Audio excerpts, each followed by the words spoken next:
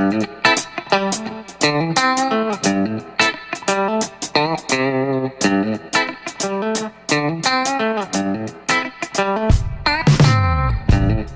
నామానికి మహిమ కలుగునుగాక. మీ అందరికి కూడా వందనాలు. ఈరోజు మనము హెబ్రీ పత్రిక 8వ అధ్యాయాన్ని ప్రారంభించబోతూ ఉన్నాం. ప్రియులారా, మనము ఇప్పటి వరకు చూసిన భాగం ఏమిటంటే,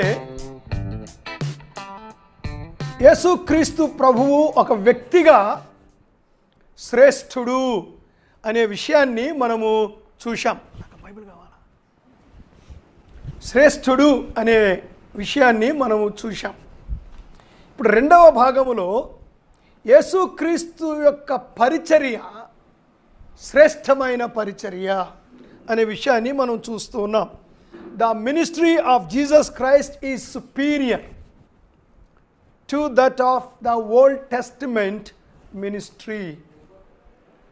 పాత నిబంధన గ్రంథములో ఉన్నటువంటి పరిచర్య కన్నా యేసు ప్రభు యొక్క పరిచర్య సర్వోన్నతమైనది, శ్రేష్టమైనది.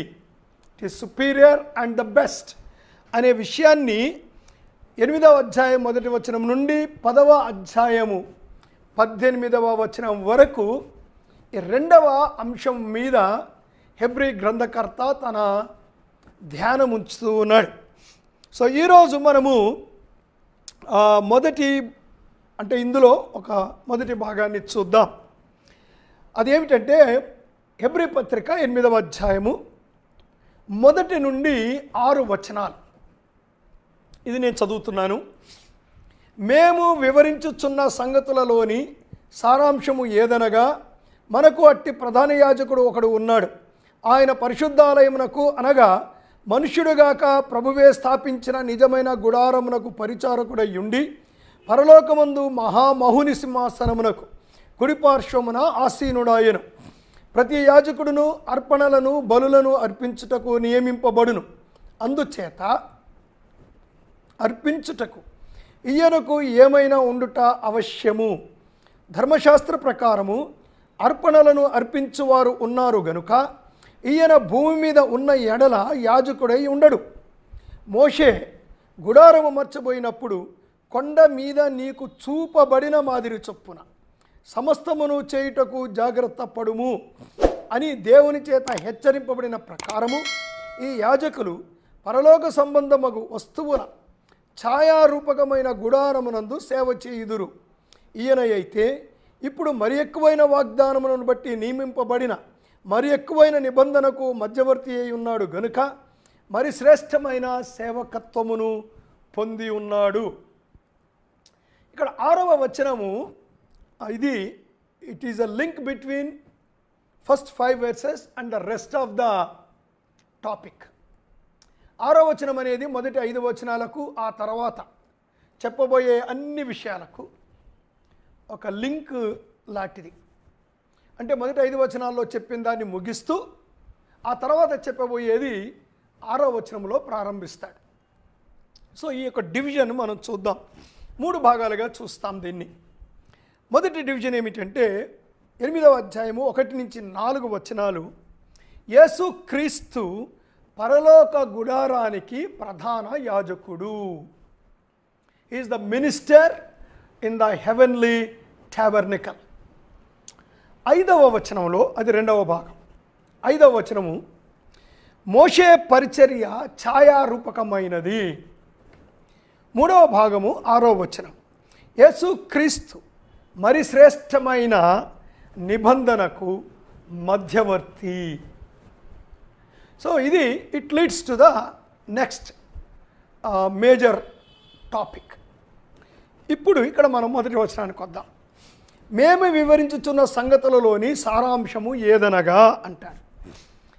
దానికి ఇక్కడ తెలుగులో మాట సారాంశము అనే మాట ఉంది, కానీ గ్రీక్లో ఉన్నటువంటి మాట ఏమిటంటే కెఫాలియాన్. అంటే ద మెయిన్ పాయింట్ అని అర్థం. The main point. Even English బైబిల్లో కూడా we read the main point అనేది చదువుతాం అక్కడ. సో ద మెయిన్ పాయింట్ ఏంటి? మెయిన్ పాయింట్ ఇక్కడ మెయిన్ పాయింట్ ఏమిటి అంటే యేసు ప్రభువు ప్రధాన యాజకుడు అన్నది మెయిన్ పాయింట్. సో ఇప్పుడు ఈ గ్రంథకర్త is drawing attention of his readers to the high priest and high priesthood of Jesus Christ. అదండి యేసు ప్రభు ప్రధాన యాజకుడు అంటే వారి యొక్క గమనాన్ని యేసు ప్రభు పైకి అనగా ప్రధాన యాజకుడి మీదకు, అలాగే ప్రధాన యాజకుని యొక్క పరిచర్య మీదకు తీసుకొని వెళ్తూ ఉన్నాడు. ఇప్పుడు నేను చెప్పబోయేది అదే. చాలా మెటిక్యులస్గా, చాలా నిర్దిష్టంగా తన యొక్క డివిజన్ చాలా జాగ్రత్తగా డివిజన్ ఇచ్చాడు. బహుశా కొత్త నిబంధన మొత్తంలో పుస్తకము డివైడ్ చేసే దగ్గర రోమా పత్రిక తర్వాత హెబ్రీ పత్రికనే.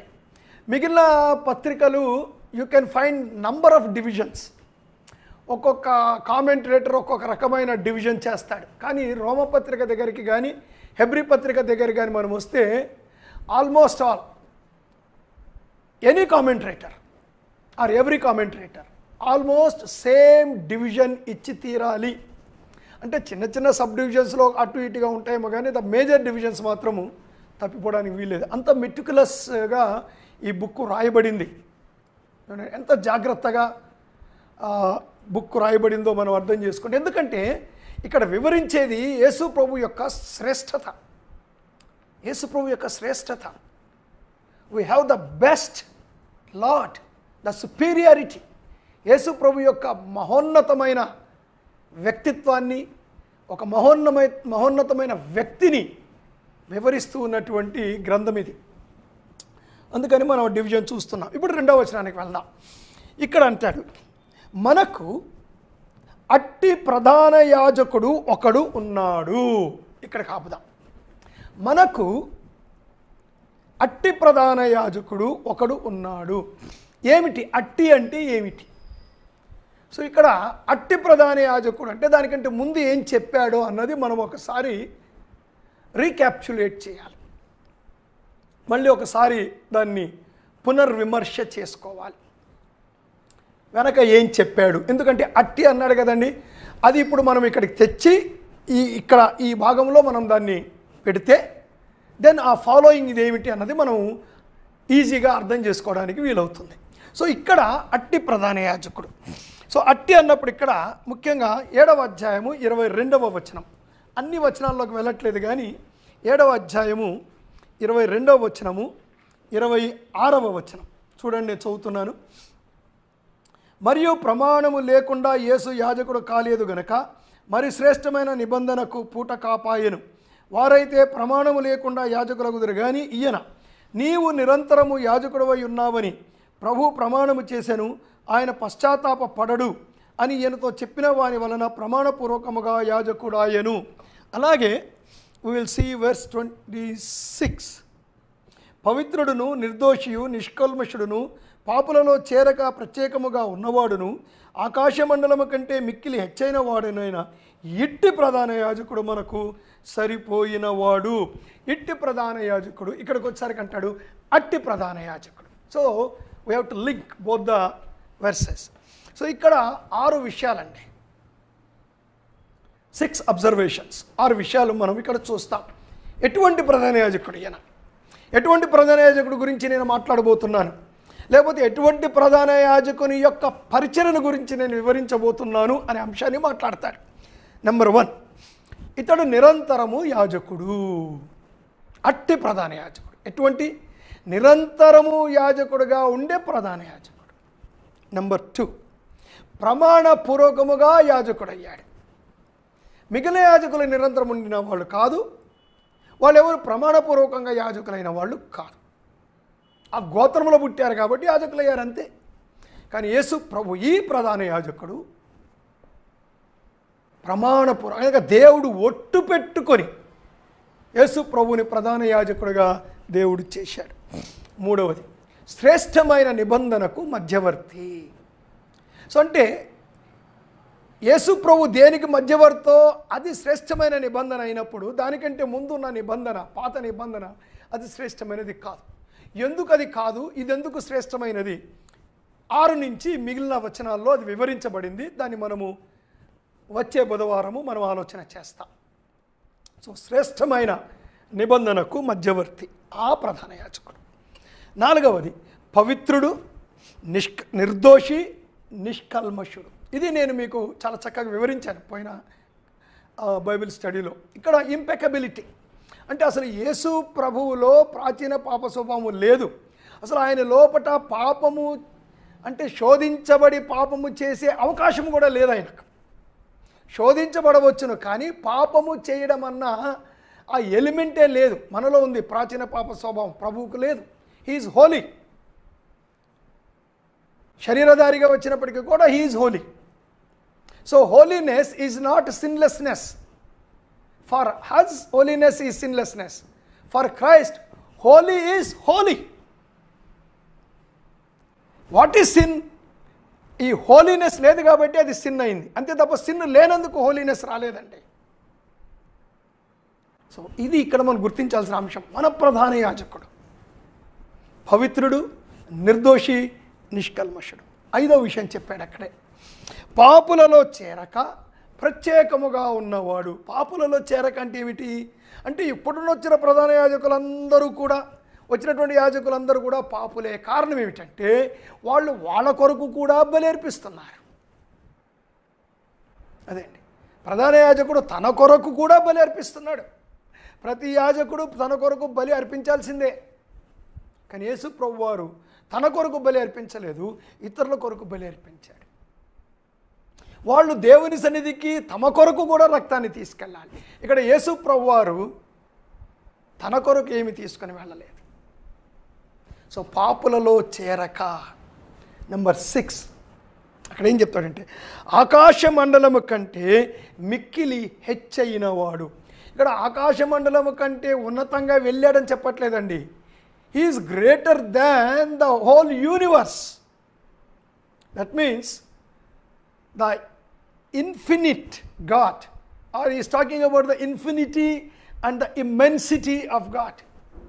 యేసు ప్రభువు అపరిమిత తత్వము గలవాడు, అనగా ఆయనకు పరిమితులు లేవు.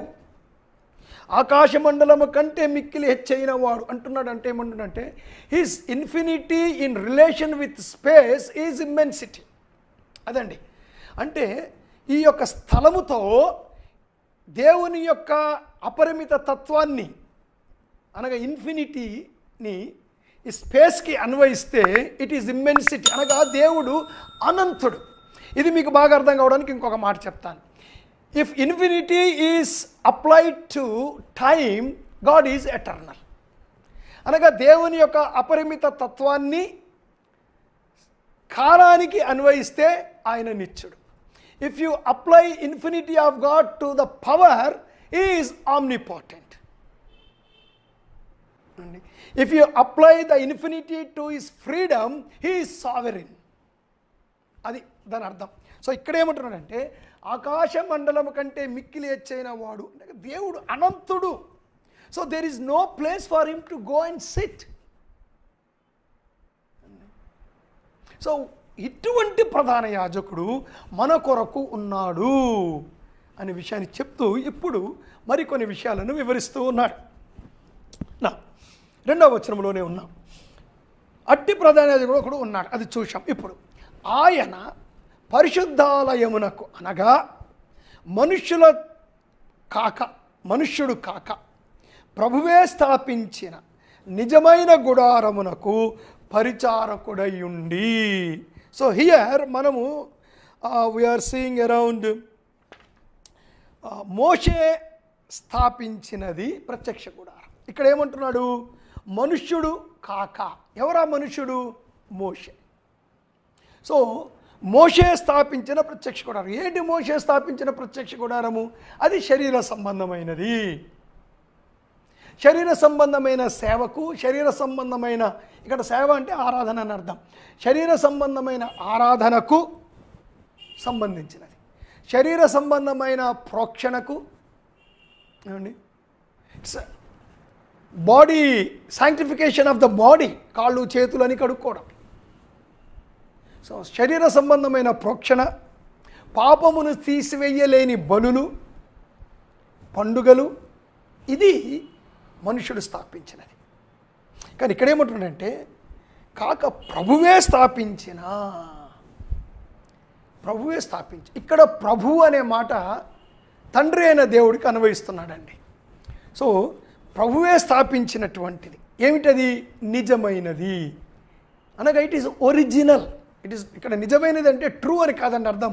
ఇట్ ఈజ్ ఒరిజినల్ అంటే మోషేది ఏమిటి? It is replica.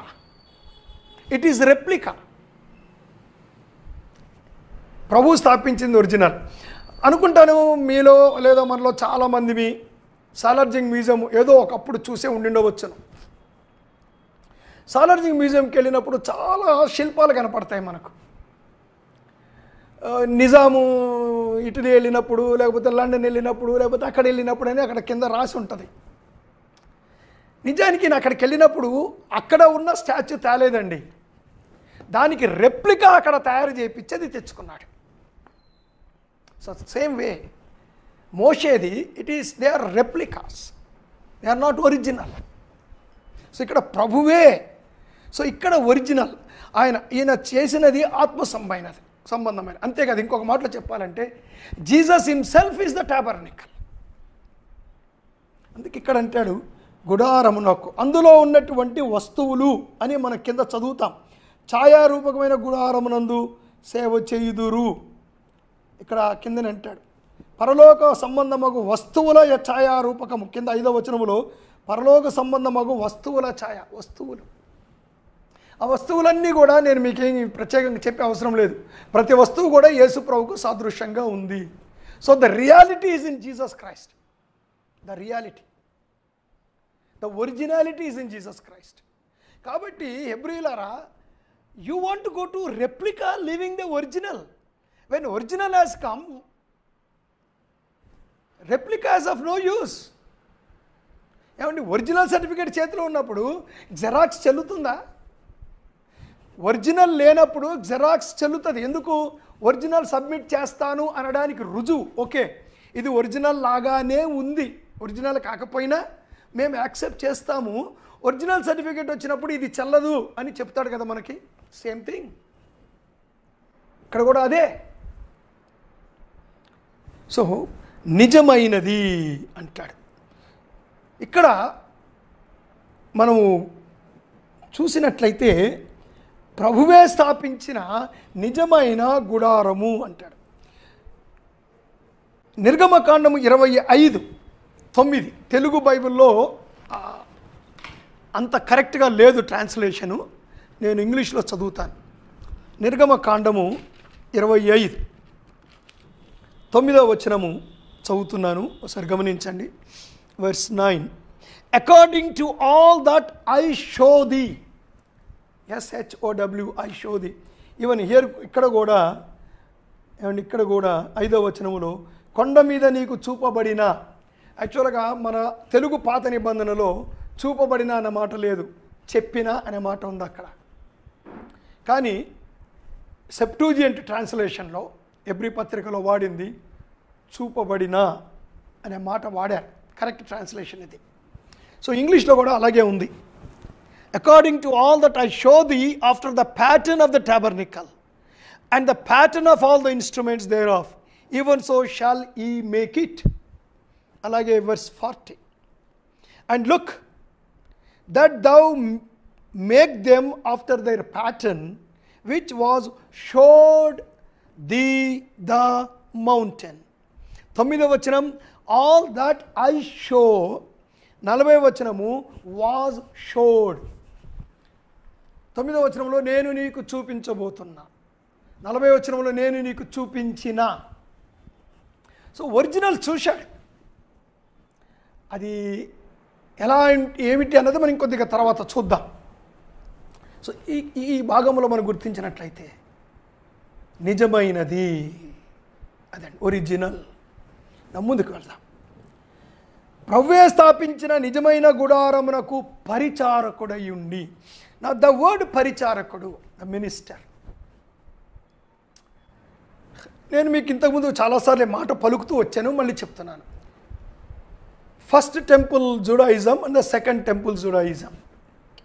First temple Judaism అంటే సొలొమోను కట్టిన దేవాలయము వీళ్ళు బబులోను చెరలోనికి వెళ్ళక ముందు ఉన్న యూద మత పద్ధతులు, ఆచారాలు, తిరిగి వచ్చినటువంటి యూదుల యొక్క మతాలు, వారిని సెకండ్ టెంపుల్ అంటారు.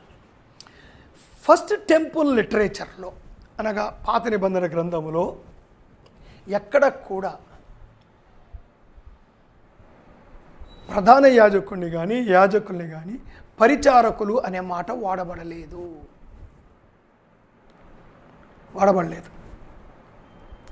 సెకండ్ టెంపుల్ లిటరేచర్లో అనగా తిరిగి వచ్చినటువంటి యూదులు ప్రధాన యాజకుడికి పరిచారకుడు అనే పేరు ఇచ్చారు, ఆ టైటిల్ ఇచ్చారు. సరే, వాళ్ళు ఎందుకు ఇచ్చారన్నది మనకు అవసరం లేదనుకోండి. కానీ హెబ్రీ పత్రిక రాయబడుతుందే, హెబ్రీలు they were all belong to the second temple అనే విషయం మనం ఎప్పుడు మర్చిపోకూడదండి. హెబ్రీ పత్రిక చదివినప్పుడంతా మనం గుర్తుపెట్టుకోవాల్సింది, వీళ్ళు ఫస్ట్ టెంపుల్కి జనరేషన్ కాదు, వీళ్ళు సెకండ్ టెంపుల్కి చెందినటువంటి వారు. అది కూడా సెకండ్ టెంపుల్ కూలిపోవడానికి ముందున్నటువంటి వాళ్ళు. సో వీళ్ళు జూయిష్ లిటరేచర్తో సంబంధం ఉన్నవాళ్ళు. దే నో ద వర్డ్ పరిచారకుడు, సేవకుడు అనే మాట యొక్క intensity they know very well. ఇక్కడ ఈ గ్రంథకర్త యొక్క ఉద్దేశం ఏంటంటే, but the real servant is Jesus Christ. అంతేకాదండి, యేసు ప్రభుకు ఒక టైటిల్ ఇవ్వబడింది, that is called a messianic title. Messianic title అంటే మెస్సయ్యకు ఇవ్వబడినటువంటి ఒక బిరుదు, ఒక టైటిల్. ఏమిటి ఆ టైటిల్? సర్వెంట్.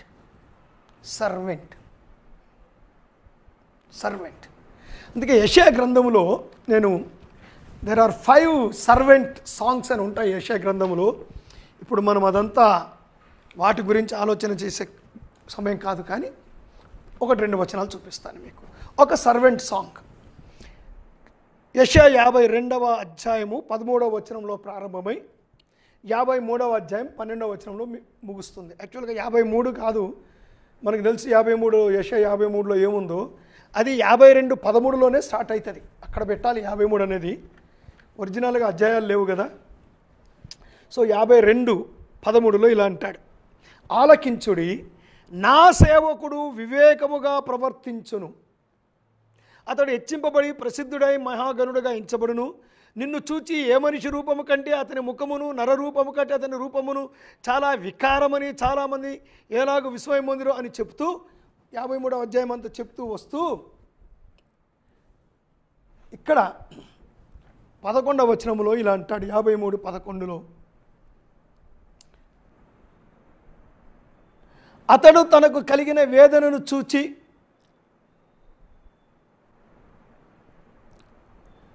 తృప్తి పొందును.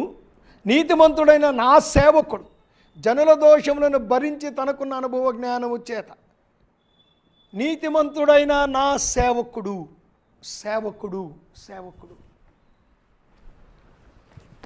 సో సేవకుడు అనేది ఇట్స్ ఎ మెస్సయానిక్ టైటిల్.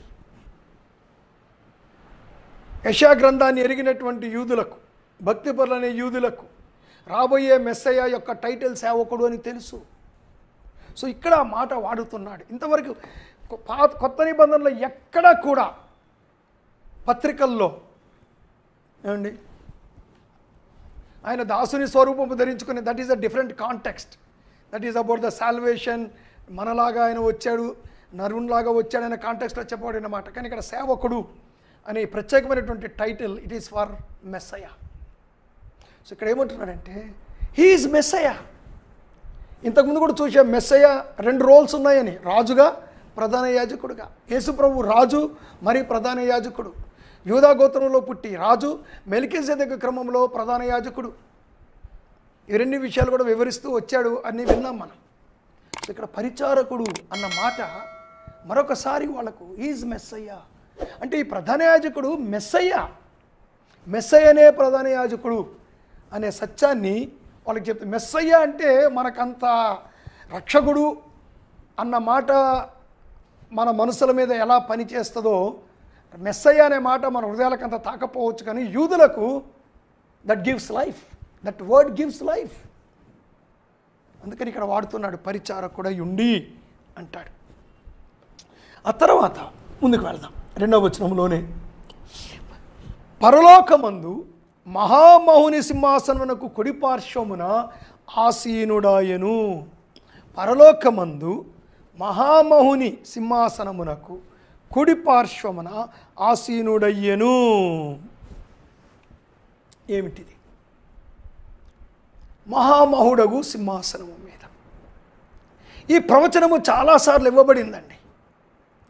దేవా నీ సింహాసనము, ఇంతకుముందు హెబ్రీ పత్రికలో ఇంతకుముందు చెప్పాడు, దేవా నీ సింహాసనము. ఇదే వచనము రిపీటెడ్గా మనం చూస్తున్నాం. దేవుని కుడి పార్శ్వమున ఆయన సింహాసనములో ఆసీనుడాయను, ఆసీనుడాయను. ప్రకటన గ్రంథంలో కూడా చదువుతూ, జయించు వానిని నా సింహాసనమందు కూర్చుండబెట్టుదును. మనం ఎవ్వరము కూడా ఆయన సింహాసనం మీద కూర్చుండబోవడము లేదు. మనము అక్కడ సాగిలపడబోతూ ఉన్నాం. దేవుడు మనకిచ్చిన బహుమతులను ప్రభువా ఏం చేసుకుంటాం ఈ పరలోకంలో, ఈ మహిమ ఇదంతా అని ఆయన పాదాల దగ్గర పడేసి ఆయన పాదాల దగ్గర పడిపోతాం మనం అందరం. There is only one human, ఒకే ఒక్క మానవుడు. ఎవరా మానవుడు? యేసు ప్రభు. దేవుని సింహాసనం మీద కూర్చున్నాడు. వీళ్ళకి క్లారిఫై చేస్తూ ఉన్నాడు ఈ హెబ్రీలకు. సో ఇక్కడ ఏమంటాం, పరలోకమందు మహామహుని సింహాసనమునకు కుడి పార్శ్వమున కూర్చుండాను.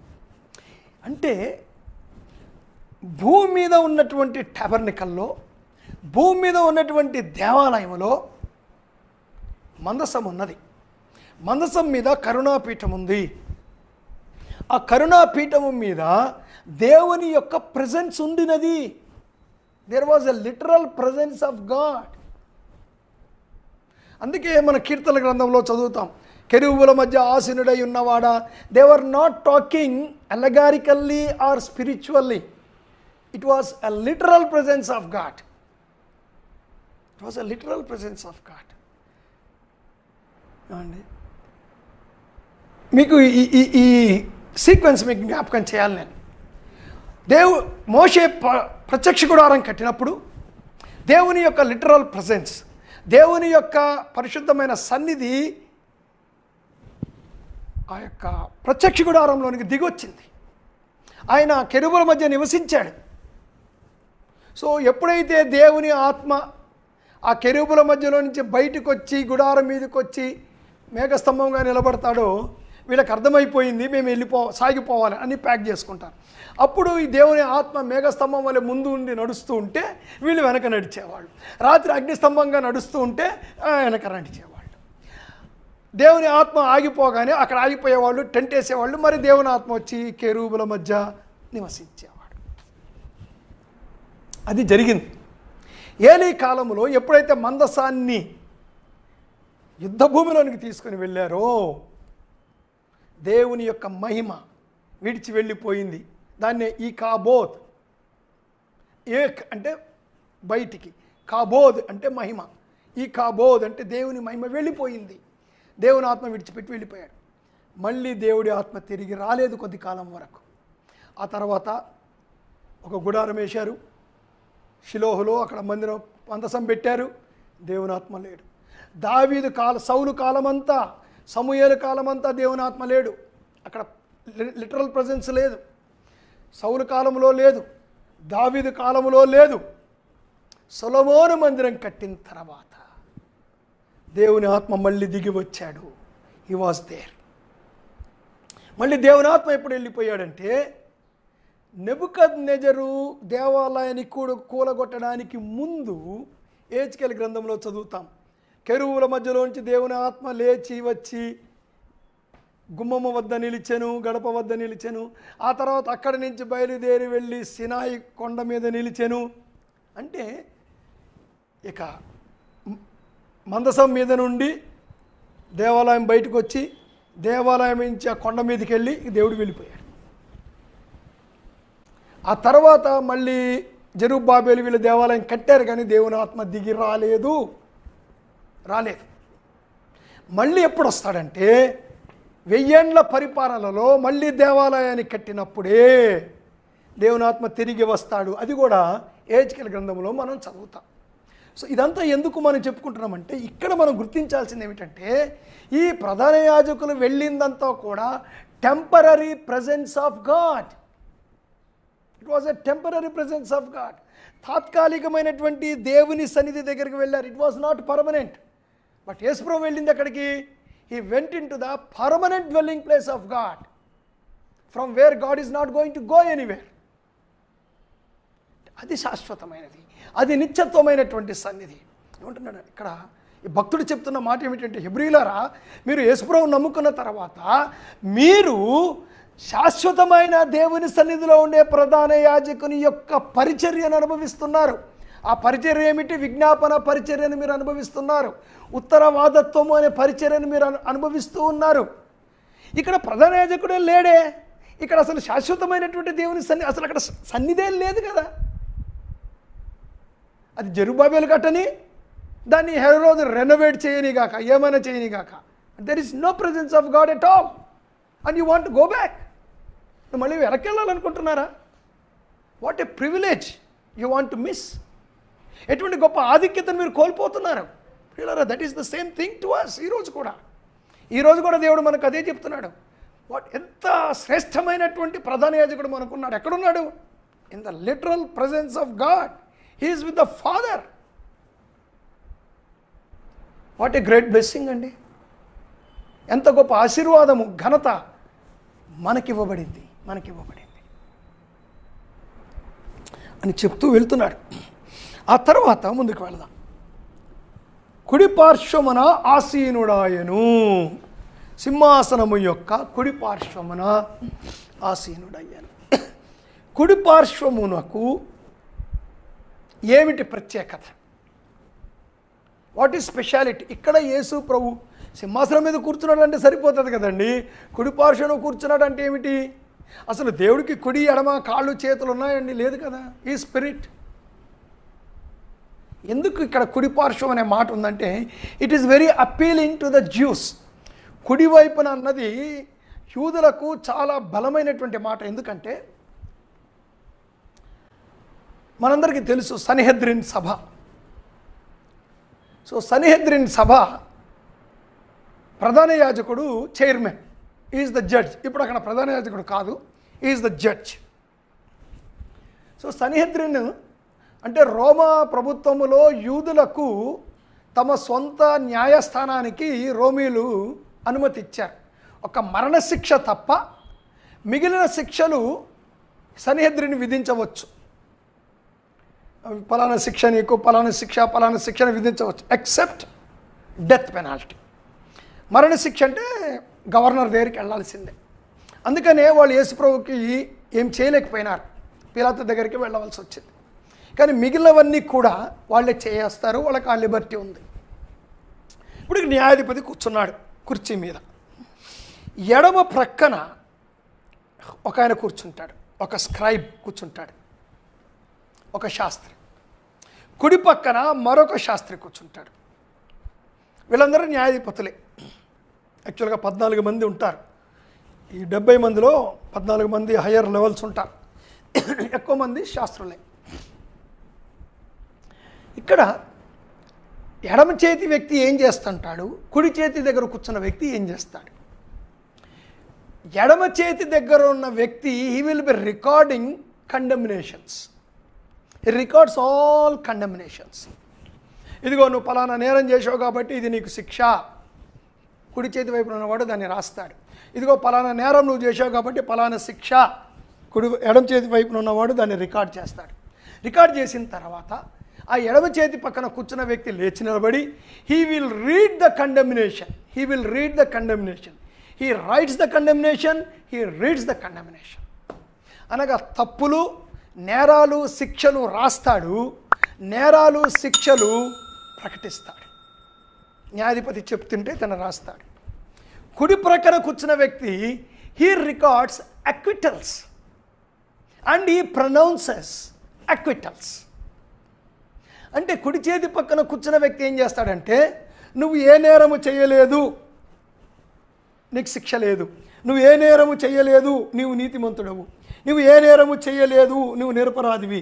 నువ్వు ఏ నేరము చేయలేదు, నువ్వు వెళ్ళిపోవచ్చును. అని రాస్తాడు. లేచి నిలబడి నీవు అసలు నేరస్తుడివే కాదు, నువ్వు క్షమించబడ్డావని అనలేదండి. న్యాయాధిపతి క్షమించడానికి వీలు లేదు. శిక్షించాలి లేదా వదిలేయాలి. వదిలేయాలంటే నిరపరాధిని తేల్చాలి. సో నువ్వు నిరపరాధివి గనుక, నీ మీద మోపబడిన నేరారోపణలు అన్నీ కూడా లేవు గనుక, అసలు నిరపరాధివి గనుక నీవు విడుదల పొందుతున్నావు, నువ్వు వెళ్ళిపో అని క్షమాపణలు ప్రకటిస్తాడు. క్షమాపణలు కూడా కాదు, విడుదల, అక్విటల్స్. సో కుడి ప్రక్కన కూర్చుండేనంటే యేసుప్రభు ఏం చేస్తున్నాడో తెలుసండి? He is writing our acquittals. Is writing our acquittals. Is not writing our condemnations. Is writing our acquittals. Yesu ప్రభు మన యొక్క విమోచన పత్రాలను రాస్తున్నాడు అక్కడ. Whenever there is an accusation on us, మన మీద అపవాది వెళ్ళి ఒక నేరస్థాపన మోపితే యేసు ప్రభు busy in writing the acquittal. He was busy in writing the acquittal, not the forgiveness letters. He is writing the acquittal. క్షమాపణ పత్రాలు కాదండి యేసుప్రభు రాసేది, నీవు నిరపరాధివి అనే మాట రాస్తున్నాడు అక్కడ. వాట్ ఏ వండర్ఫుల్ ప్రివిలేజ్ అండి. అక్కడ ప్రధాన యాజకుడు భూమి మీద తానే నేరస్తుడు, తానే పాపి. ఇక్కడ ఈ ప్రధాన యాజకుడు మనకు అక్విటల్స్ రాస్తూ ఉన్నాడు. దేవుడు స్తుతించకుండా ఎలా ఉండగలమండి? ఇంత గొప్ప ప్రధాన యాజకుడిని కొనియాడకుండా ఎలా ఉండగలమండి మనము? ఇంత గొప్ప ప్రధాన యాజకుడిని సేవించుకోకుండా, ఇంత ప్రధాన యాజకుడిని ఆరాధించుకోకుండా ఎలా ఉండగలం మనం? Is writing our acquittals. వా, ఎంత ఘనమైన పరిస్థితి మనకు. ఏమండి, our position, our position, acquitted position, wonderful. అది అంటున్నాడు.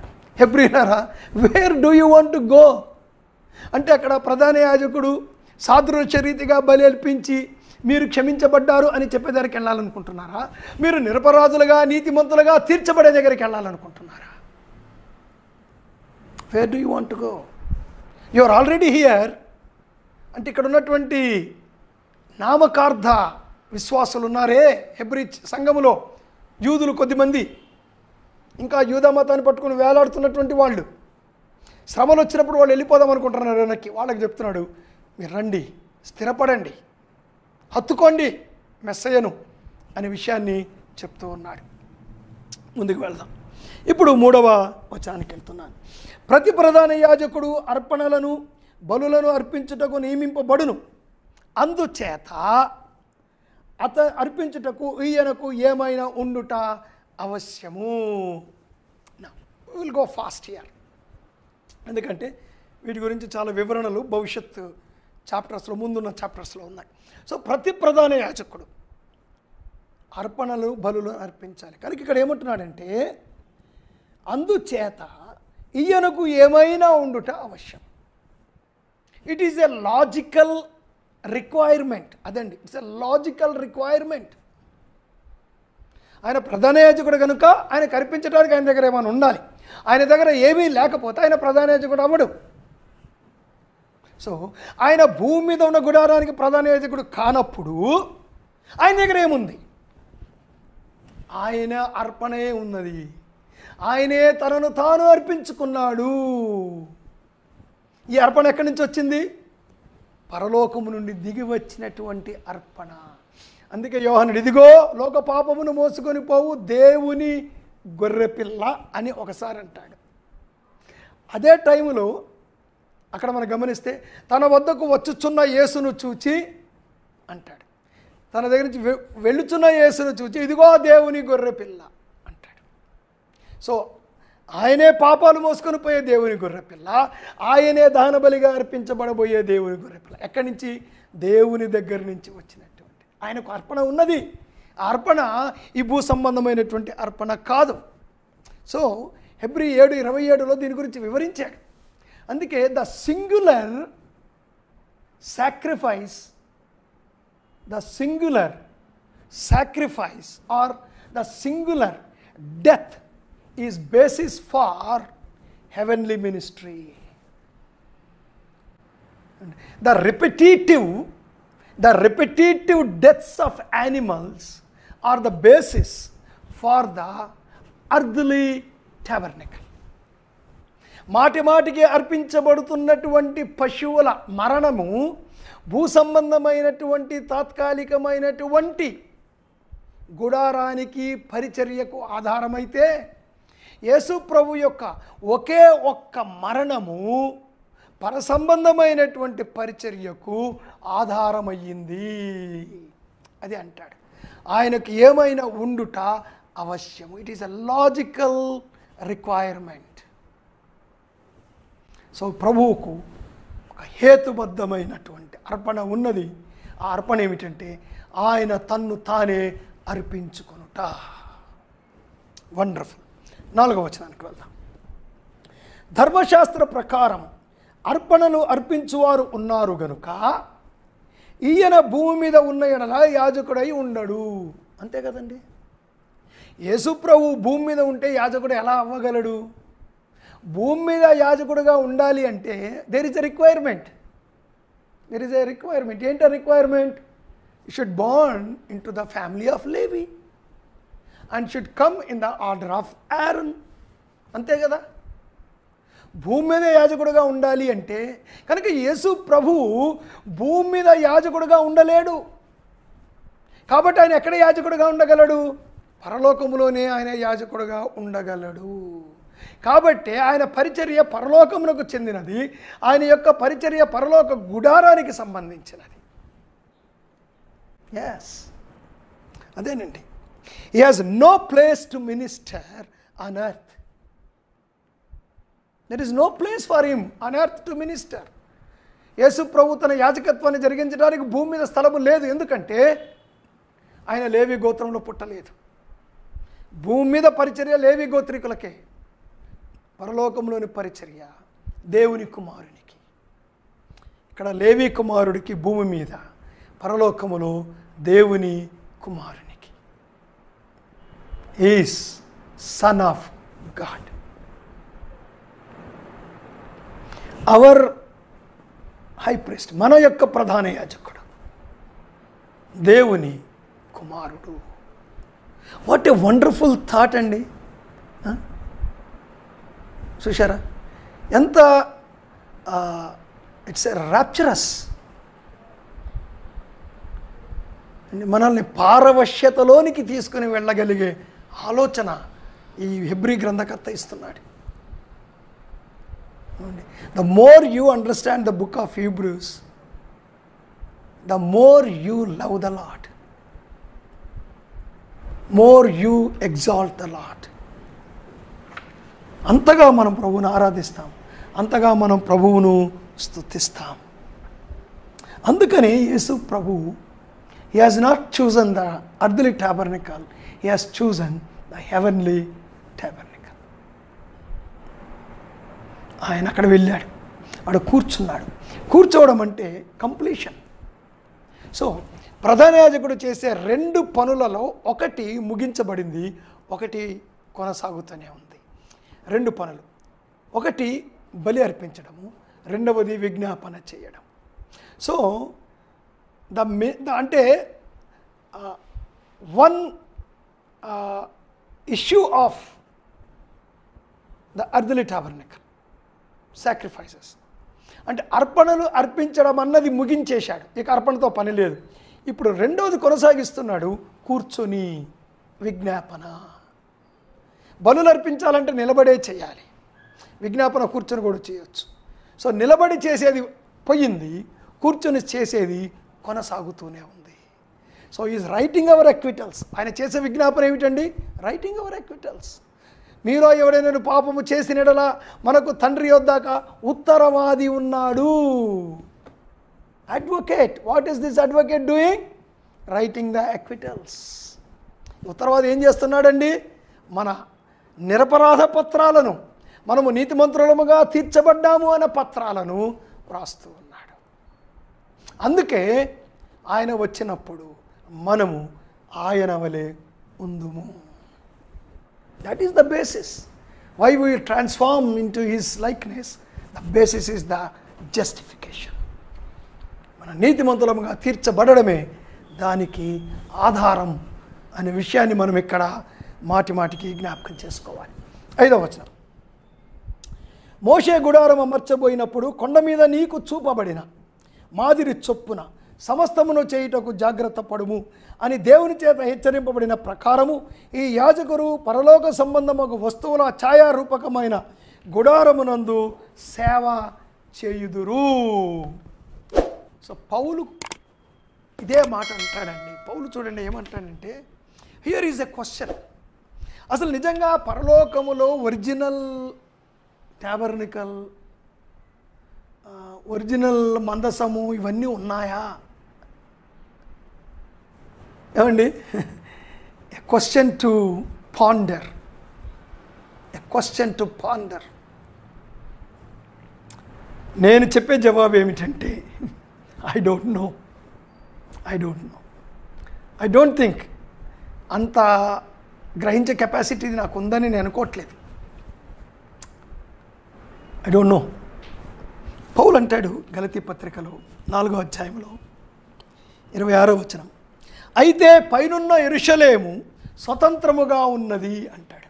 భూమి మీద ఒక యెరూషలేము ఉంది, పైన ఒక యెరూషలేము ఉంది అంటున్నాడు. What sense? Is it a literal sense or spiritual sense? ఏమోనండి. యోహాను కూడా అంటాడు, not only Paul, even John. Revolution chapter 7, ప్రకటన గ్రంథం 7వ అధ్యాయం 15వ వచనం, అందువలన వారు దేవుని సింహాసనము ఎదుట ఉండి రాత్రింబగళ్ళు ఆయన ఆలయములో ఆయనను సేవించుచున్నారు. సింహాసనాసీనుడైన వాడు తానే తన గుడారమును వారి మీద కప్పును.